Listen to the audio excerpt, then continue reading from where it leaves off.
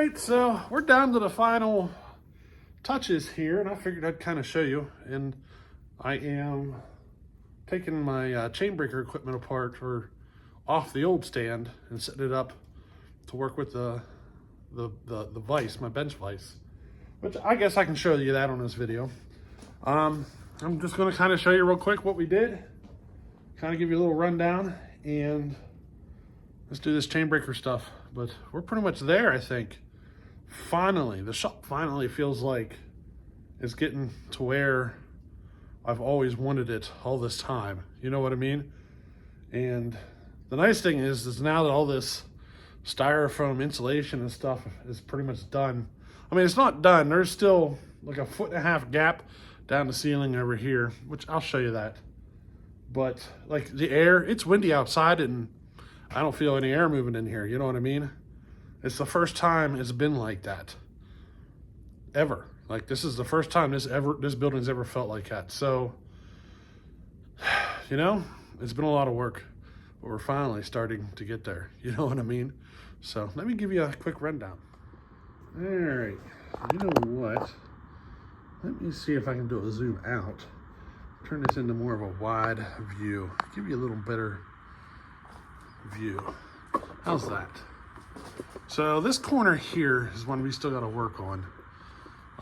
So basically, you know, we're putting the outside wood burner in, and up in that corner, I want to throw a heat exchanger to blow the hot air into the room.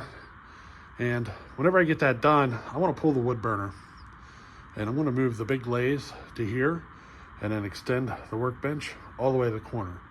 So all this stuff you see here, that's just temporary.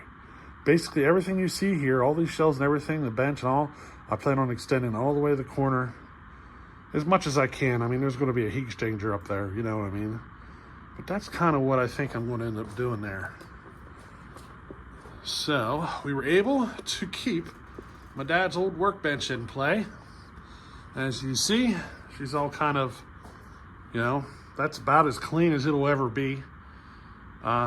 Those of you who are, you know, do anything like what I do, you know what I'm talking about. We have a tendency to create messes doing this stuff. But take a look down here. You can see we extended the workbench the whole way to the corner. We came across. Now these tools and stuff, I didn't screw them down to the table yet. The only thing fastened is that little lathe.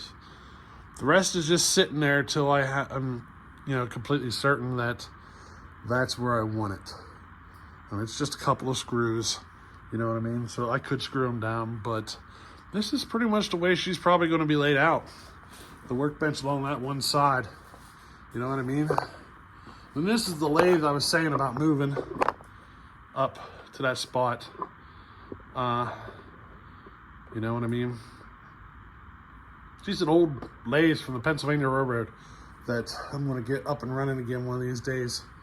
It's still in like the parts are still like it broke down early in its life. Let's say, put it that way. So there's not really much play at all in any of it. So, you know what I mean? It's just they broke a gear and it was all jammed up. I got it kind of freed, but the fastest speed is toast. There's no getting high speed back, which, you know, I'll probably just run it on the lowest speed. You know what I mean? But that's the one we're gonna put down the corner. And don't mind, this is just a mountain of trash, but I think this is gonna work just like this. Let me back her up a little bit so you get a better idea, you know? I think that'll work. We're basically consuming one bay for workspace. And I still got this to deal with. That's a tackle box, a fishing tackle box that I use for my grinding stuff, for porting, you know. And then that's the Dalmar project, which I don't know. I kind of got a bug in me. I want to get back into that, get that thing back up and running. And then I just got that to deal with yet. That little tote over here, it's just storage. That toolbox is a bunch of random tools, but I do use them. And then that little table, there's a guitar speaker cabinet there. And this door is actually going to go over here. I'm gonna put it dead center of this bay here. Move all that shelving, put the door dead center of the bay, kick the fridge up to the corner, and move that shelving all down to here. That shelving there, that's all getting moved out of here in another building and everything. So, including a lot of what you see here. So a lot of this corner here is going to get moved out. But this is what we've been working on down here. And we finally got her to where I'll be happy. You know what I mean? Gravel floor, yeah, we got to deal with it, you know. Until I get concrete in here. And concrete's kind of a low priority right now. You know what I mean? But right now, that's my chain breaker set up, and there's a vise mounted to a 2x6. That used to be a shelf. I'm getting ready to unscrew it all and get her set up to where I can use the bench vise there for my chain breaker stuff. And that's what we're getting ready to do. So let's have at it. You know what? I'm thinking about changing my mind here. Hang on a second. All right, I don't think I am going to mount them right now. I'm just going to get this vise off for now. And I got a different idea. I think I'm just going to throw this stuff to the side until I finish the bench. And then I'll get it mounted on the bench instead of doing this. Now, as far as saw projects, I'm getting ready to tear into the Polo Wild thing. I need to do an impulse on that. I need to rig up something special, something completely different. The 590, the Echo 590. She's been kind of giving me fits, and it's starting to look like a coil. I keep not looking at the coil because it's a new coil, but the more I think about it, the symptoms are like the spark just isn't quite hot enough. So I am going to be looking at that a little more in depth. It is a brand new coil, but it's aftermarket. It's Chinese or whatever. You know what I mean? So I don't know what kind of reliability do we got there. You know what I mean? And the other project I want to tear into is the Domar, but I'm going to grab this Homelite because this Homelite, I think we're going to start building this here very soon. Let me go grab it, and we'll kind of go over what we're getting ready to do there. Alrighty? Alright, so this is the Homelite project we're getting ready to get into. I found some other random parts, so I figured I'd just grab them, but it's a Homelite 870. It's what they would call one of the Christmas trees. Homelites. Okay, it does have a full wrap on it. So I bought this. They said it was a running saw, and I figured out that it was only running because he poured enough ether in it to keep it running. You know, one of those situations. But the side cover is just sitting here. I pulled this side apart, and I could get a good look at the side of the piston, and it looks like something failed in there. There's a big gouge out of the side of the piston that I can see from there. So I'm just planning on putting another top end on it.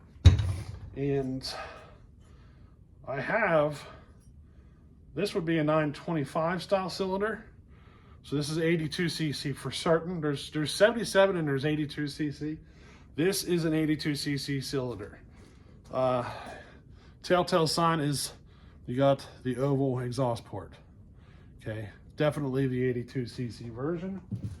And I have an original thin ring piston to go in it. So for the most part, we got a top end. I need a wrist pin clip for that side, you know, which when I pull this apart, I'm gonna have those parts. So you know what I mean? That's the top end I plan on putting in it. Carburetor needs a couple little touch-ups, but I mean, otherwise it seems to be functioning just fine. You know, I wonder, yep, clutch and everything is still intact on it. All those parts are still there. So this is a saw we're going to be building here very soon. I'm going to be doing a whole tear down on it and just going over it from the bottom up. New bearings, bottom, a new bottom end bearing and everything. The one piece I got to find is there's like a round plate that goes in here with bearing. I lost that. It's here somewhere. Even if I can't find it, I got enough of these saws laying around that, I should be able to find what I need. And I believe it was set up with a points ignition system. So here's a set of points ignition that should go right on it. Even if I got to rebuild the points, I almost always put the points back in, and I don't like to bypass with the chip. The points systems are just, when they work, it's like they got more power almost than a lot of your modern setups, like using those chips and everything. I don't know. Like if you look at the spark with a good firing set of points versus like a modern style electronic, just look at the spark and you can see there's something different about the points. You know what I mean? And I don't know. I like the points. Maybe it's just a preference. I don't know. Maybe I'm just kind of, because I've always been kind of a fan of the vintage stuff, that maybe that's kind of shown some favoritism for them. You know what I mean? But yeah, this is the Homelite project we're going to be tearing into here very soon. And while we're doing that, we're going to be playing with the Wild Thing, the Echo, and the Dolmar projects. I think all three. I also have another 925 here. This is a Homelite 925. Y'all might remember a long time ago I did a video talking about, I don't know, you guys would have had to been here for a long time, but way back in the day I was doing videos about the world's fastest Homelite chainsaw. And it was a 925 that I had ported with an expansion chamber. And basically I blew the saw up the first time because I spun the RPM high enough that I stretched the connecting rod and slammed the piston into the top of the cylinder. Got her back up and running and everything, but I don't know, I kind of want to do it again. You know what I mean? It was fun. Maybe not send it as much as I did then. I mean, that thing spun so many RPM, it sounded like a freaking RC engine. You know what I mean? I don't know how many RPM it was hitting, but 18 maybe? Somewhere in there. You know what I mean? It was stupid. And it just, like, the conditions were perfect.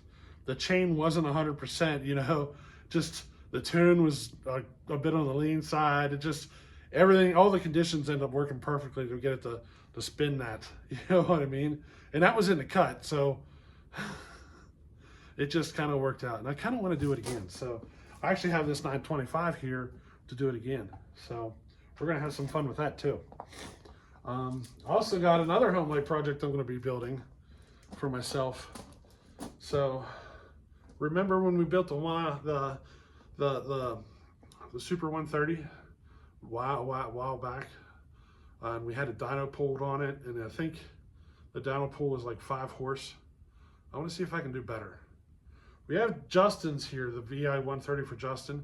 I'm just finishing that saw up and getting it back to him. I want to start over with another one and heavily modify it just to see if I can get it at least close to 6. One of those old Homelites, get it close to 6 horse.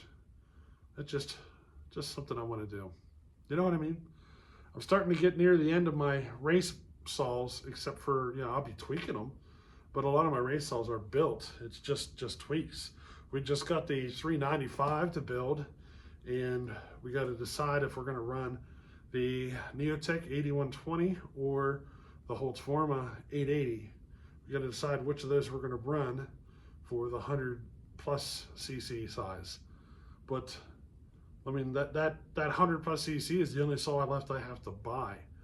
Otherwise, I own everything I need to own now as far as builds for the racing. It's just tweaking, throwing new top ends on and all that stuff. Like that 372 we were just doing videos on, that 372 Pro.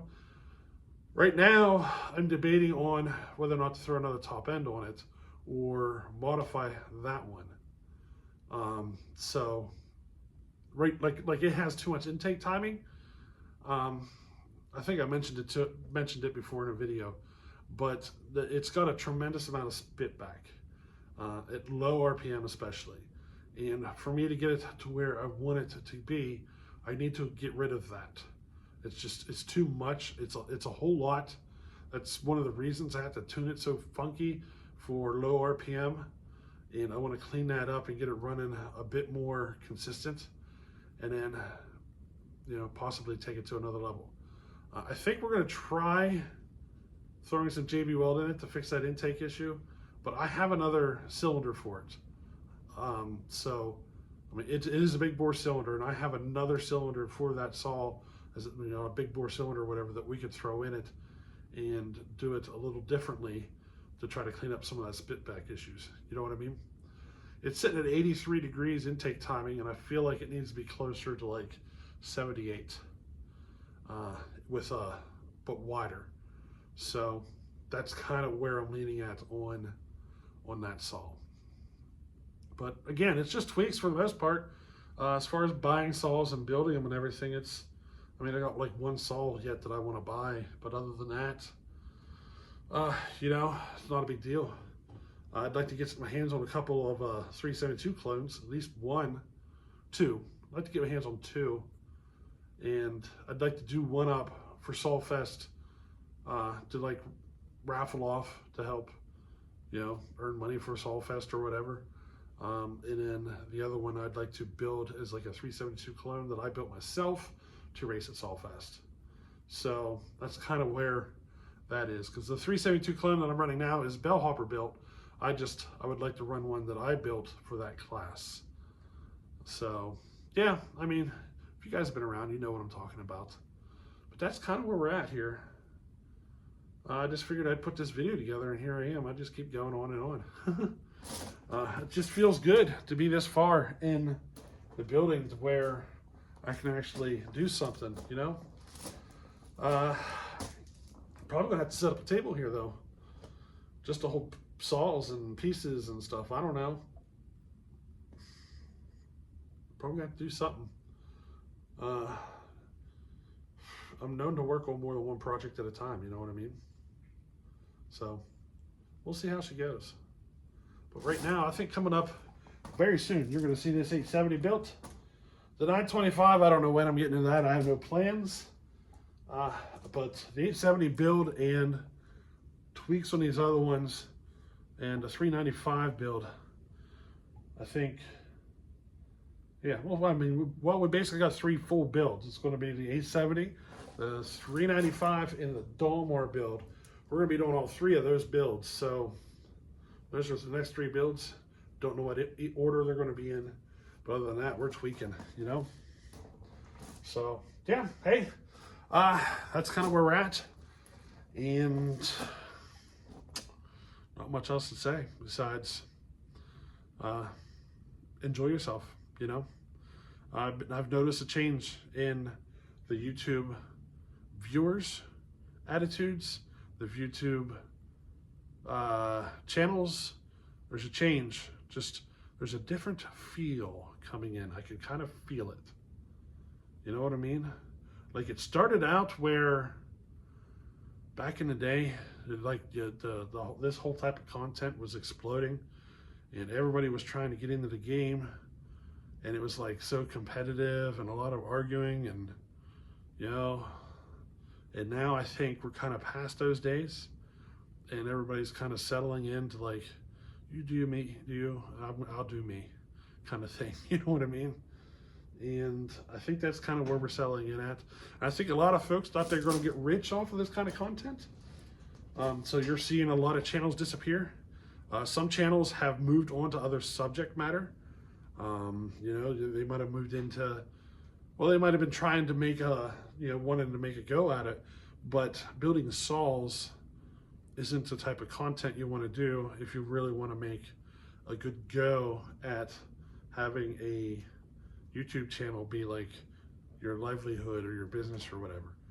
I mean, chainsaws aren't popular enough. Harley-Davidsons are popular enough. Working on cars, like customizing your cars and stuff, that'd be popular. You know what I mean? You need subjects that's I don't know, appeals to a much larger audience, especially, you know what I mean, if you really want to do that kind of stuff. And me, it's going to be chainsaws. And when I get the tractor in here, we're going to be, you know, doing some tractor work. We're going to be working on the log splitter. We're doing an outside wood burner. My channel is about what I do, what I get into, whatever, you know, whatever it is. So if it might be a saw, it might be a saw. I mean, the last video or so was here about the shop, and you're working on the shop. We're going to have stuff about the tractor. We're going to be doing some repairs to the bucket because it's got a lot of slop in it. We got some sounds, crazy sounds coming from the gearbox. We're going to be checking that out. The log splitter's all bent out of shape, so we're going to be doing videos on that.